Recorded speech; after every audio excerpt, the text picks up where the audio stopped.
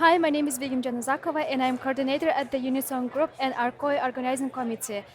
Now we are expert corner in the World Bank and I'm pleased to be joined by Mr. Sameh Wahba, the World Bank Regional Director for Sustainable Development in Europe and Central Asia.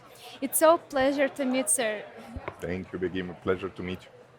So I really admire what the World Bank is doing in countries at multi-levels. So we are at COP, and I strongly believe that World Bank is working on development and partnership by fostering green agenda. So I would like to address some questions to you, Mr. So the first one, with over 25 experience in sustainable development across a diverse region, what lessons and successful project from your global engagement you can share and do you believe are most relevant addressing unique challenges of sustainable development in Europe and Central Asia? Thank you, Begim. So, the main thing we've learned in the many years of experience that we have is that to be able to alleviate poverty and reduce inequalities, what we call boosting shared prosperity, we need a livable planet.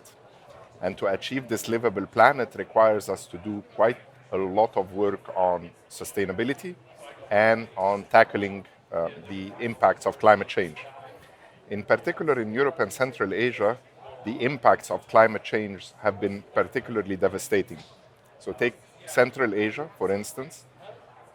It's a region that's exposed to water scarcity, which requires a lot of action on saving water, conserving water, but also on reforming agriculture so that it becomes climate smart.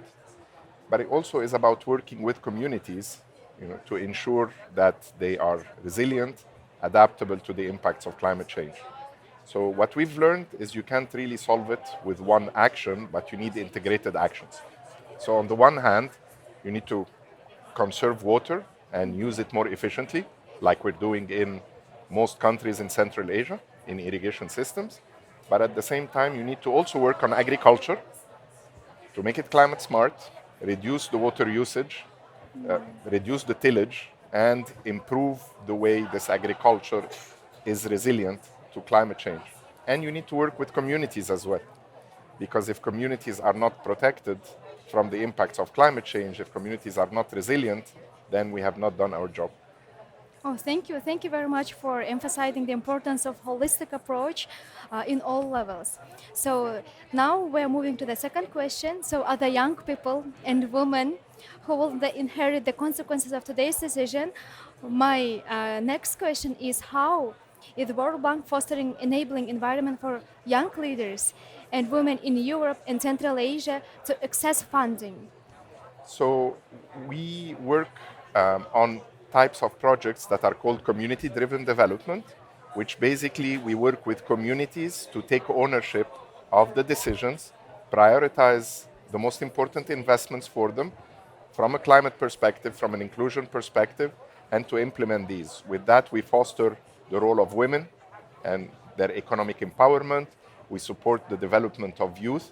We do these programs on a national platform, so we work with national government to set up these systems, but then we go and work at the mahalla level, at the local community level, to promote the role of women and youth in leading the decisions about infrastructure investments, about their needs, and in getting involved in the implementation and oversight. Because when the communities are involved in the decision-making process, then they take care of these investments later on. It becomes theirs. Thank you very much for supporting us in empowering the role of young people and women in decision-making processes. And And can I have a question for you, Begim? sure, sure. So, what would you want us as an institution, as an international finance institution, to do to support youth and women? This is so interesting question.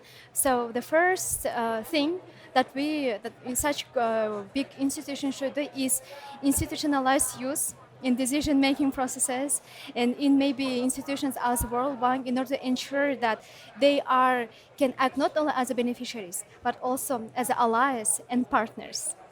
That's an excellent answer. Thank you, Begim. You're welcome.